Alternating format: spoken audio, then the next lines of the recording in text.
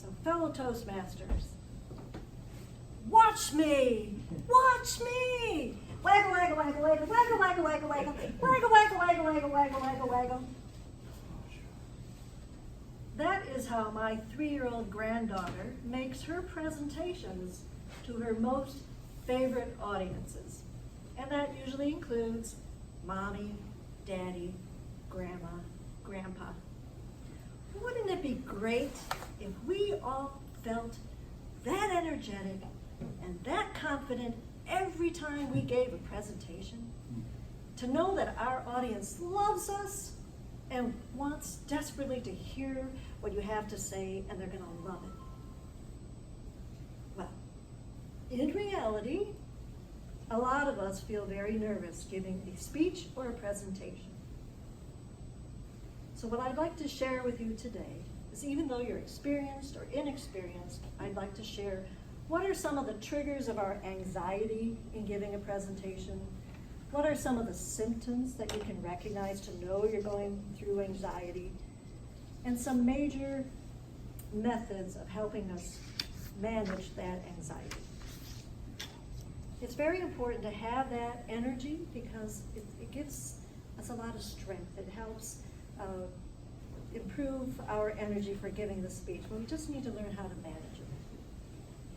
All right, so I call these things the 4 F's, the 4 fears regarding giving a speech or a presentation. F number 1 is the fear of the unknown. We can't anticipate how this is going to turn out. We can't anticipate how our audience is going to react to our speech. So this fear of the unknown causes anxiety. The second fear is fear of failure. We all want to succeed. From the time we're little, we want to run fast, we want to do the best we can. So the fear that we may not be that successful causes anxiety. The third fear is a fear of appearing foolish. I bet you thought I looked pretty foolish.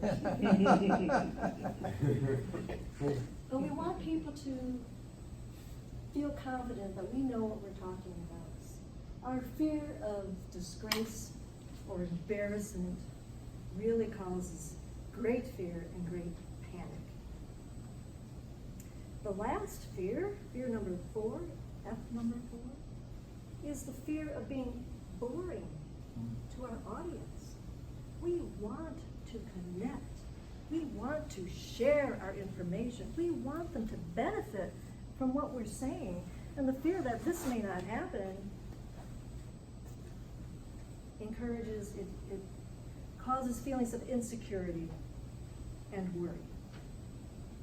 There you go, 4 triggers of anxiety. What are some of the symptoms of anxiety? So, my biggest fear of anxiety, or my biggest symptom, is butterflies in the stomach. I mean, that's my big number 1 symptom. And then some of the other symptoms are shaking. My hands used to shake quite a bit, or maybe your knees shake. Maybe you feel your heart pounding in your chest. Maybe you feel dizzy or lightheaded. These are some of the things that you might feel when you feel anxious. So as I said, this anxious energy is very important for keeping you energized throughout your speech. But we need to manage this energy. So there's 3. I'm going to tell you about 3 major ways of how to manage this anxiety. First one is experience. It's been shown through various studies that the more you do something, the more confident you feel about doing it. So what are some of the ways that you can get experience in giving your speech? I did this several times today and yesterday. I practice in front of a mirror. Next step, I go to my husband. Honey, will you listen to my speech, please? Will you time it for me? Am I making too many ahs? Do you understand my words? So I do that with my husband, some family, friends. Another way is to give your presentation in front of a Toastmasters club. I have found the Toastmaster clubs to be, especially your own that you belong to be the friendliest, the most supportive group of people who will help you get through your speech. So give your speech in front of your Toastmasters club.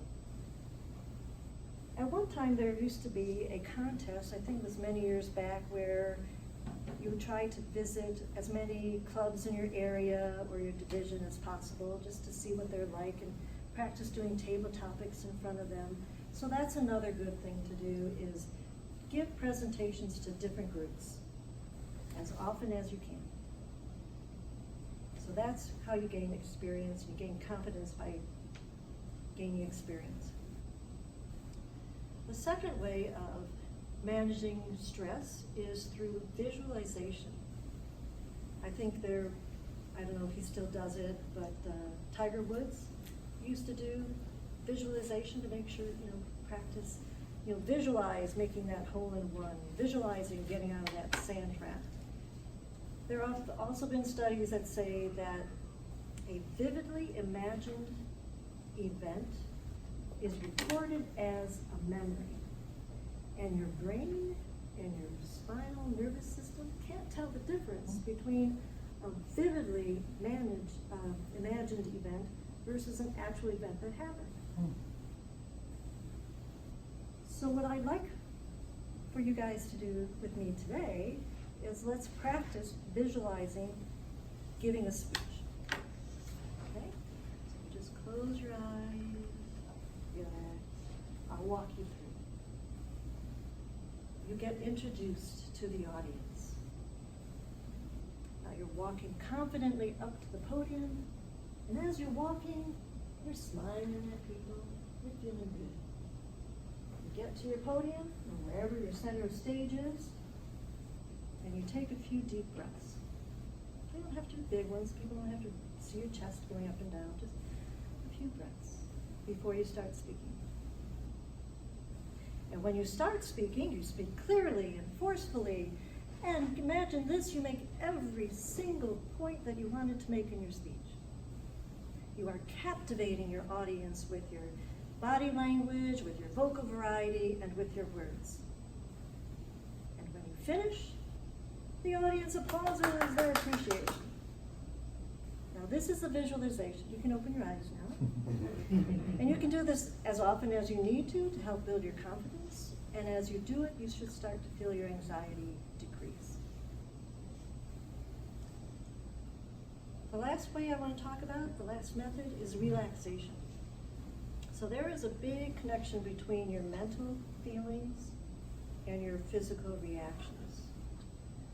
So if you can control your feelings, use your thought processes to promote positive outcome, this will help you release your tension. So relaxation, there are several things you can do. There are isometric exercises. I think you've probably heard of those. That's where you tighten and release different muscle groups. Usually you start with like your feet, tighten and release. Then you move up through like your legs, your arms, your hands. Don't forget your face. You scrunch up your face and then relax it. I do this a lot when I'm trying to fall asleep. So those are isometric. They help improve your blood circulation to your muscle groups, and that helps relieve tension. So some of the other relaxation techniques are breathing. Now, you guys want to have some fun. You guys want to stand up, and we'll try this one together. All right. If you have enough room, you can just bring your arms up over your head, and as you're bringing your arms up, take a deep breath. And then breathe out, and let your arms down. And you can do this several times.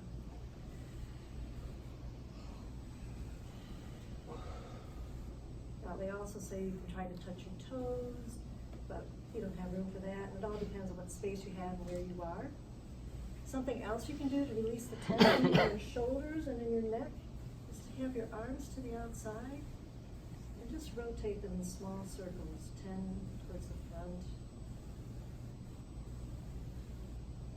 and then to the back. And This should help relieve some of the stress in your shoulders, your chest, your neck. And you can do those several times too. Another thing that's helpful for the neck is to just drop your head down to your chest, your chin, and then rotate it to the right and hold it, and rotate it to the left. And you can do that several times.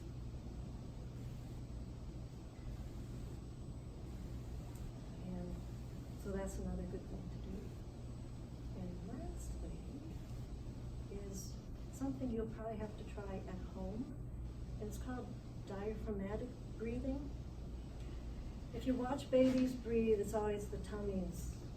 You see the tummies go up and down. When we breathe, we take a deep breath, and we probably have, some of us done it here, is we take a deep breath and we want to expand our chest. And you don't really have to. You can, it's the diaphragm, it's the abdominal muscles that you want to expand. So I'll let you guys sit down. So you can practice the diaphragmatic breathing when you go home. You can lay on your bed or somewhere, put a book on your tummy, and as you breathe in, watch it come up. And as you breathe out, watch it go down. And that actually will help support your voice. So you'll have a more resonant tone of voice when you're giving your speech. So even though you practice as much as you can, you gain experience with your speech, it's very common to have nervous energy when you're giving a speech. And it's good, because that nervous energy helps you speak very energetically. And keep in mind that your audience doesn't always know or see what you think might be obvious, like they can't see your sweaty palms, they can't see your chest pounding with your heartbeat, they can't see butterflies in your stomach or your knees quivering. So remember, they can't see that. So you want to appear confident. And you appear confident by practicing those methods that we just talked about. Next time you give your speech, and you're feeling your heart race, or you're feeling butterflies in your stomach or your knees quivering, just transform that nervous energy into positive energy by using these techniques we talked about, and you will appear confident, and your audience will listen to every word you say. Mr. Toastmaster. Thank you. Thank you. Thank you, Sharon.